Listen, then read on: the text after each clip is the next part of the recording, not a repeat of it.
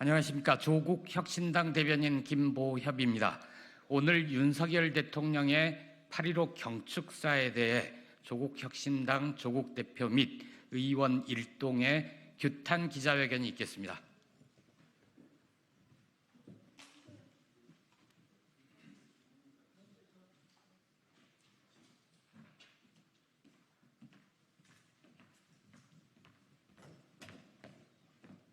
일단 순서대로 여기 쓰시고요. 양쪽에 쓰시고 다들 오시면 시작하겠습니다. 오른쪽에 있나? 예, 그럼 시작할까요? 네. 안녕하십니까. 조국혁신당 대표 조국입니다.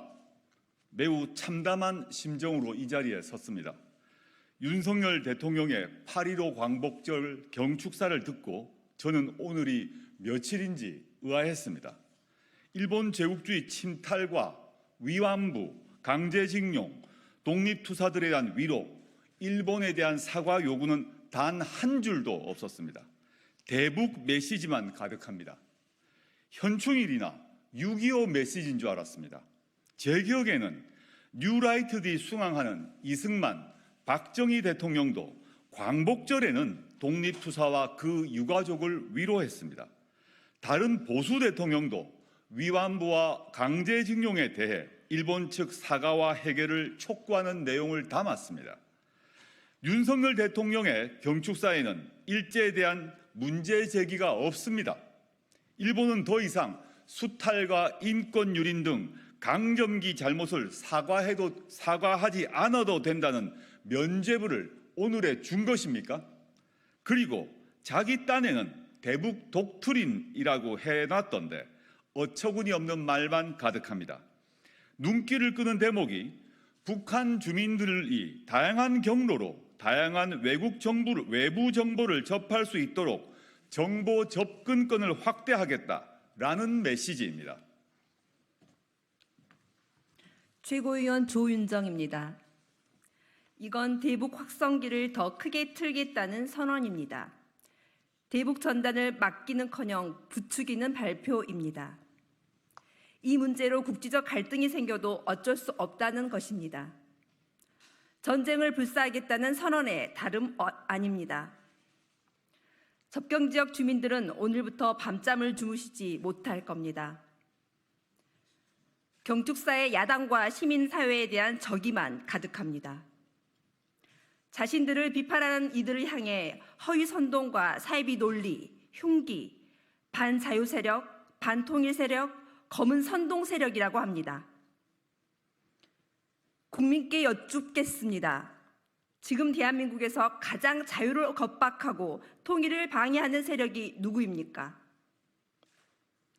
입틀막하고 수사하고 압수수색하고 시장에 개입하는 등 자유를 억압하는 이들이 누구입니까? 통일 의지는 눈꼽만큼도 없는 극우 유튜버를 통일부 장관 자리에 앉힌 정권이 누구입니까? 정말 궁금한 것은 왜 이 시점에 느닷없이 대북 메시지만 잔뜩 냈는지입니다. 전형적인 뉴라이트 수법입니다. 친일 문제가 부각되면 그들은 친북 문제를 내세웁니다.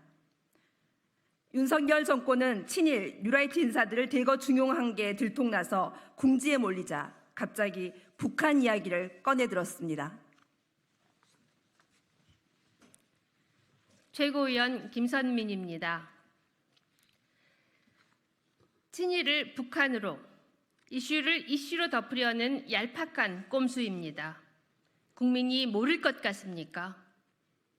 오늘 대통령 경축사 중 놀랄만한 대목이 나옵니다. 1945년 일제의 패망으로 해방이 되었지만 이라고 했습니다. 임시정부와 독립군의 투쟁, 국민의 저항은 이 한 줄 앞에서 속절없이 의미를 잃습니다. 이들 뉴라이트에게 해방은 우리가 쟁취한 것이 아니라 일본이 패망해서 이루어진 것에 불과합니다. 이게 대한민국 대통령 독트린입니까? 아니면 조선 총독부 총독의 공산당을 물리치자 성명서입니까? 그도 아니면 일본 극우단체 수장의 입장문입니까? 이쯤 되면 윤석열 대통령은 뉴라이트, 친일파 숙주가 아니라 몸통이라고 봐도 무방할 것 같습니다. 이종찬 광복회장이 하신 말씀이 있습니다. 피로 쓴 역사를 혀로 지울 수 없다. 윤석열 대통령에게 크게 들려주고 싶습니다. 친일파 밀정 정책을 모두 폐기해야 합니다. 국민 혈세로 월급을 받는 자리에 앉는 매국노는 쫓아내야 됩니다. 이 정권은 안 그럴 것 같습니다. 그래서 저희가 할 수밖에 없습니다. 다른 야당, 시민사회와 연대해서 저희가 해내겠습니다. 3년, 3개월, 아니 3일도 너무 깁니다. 감사합니다. 수고하셨습니다.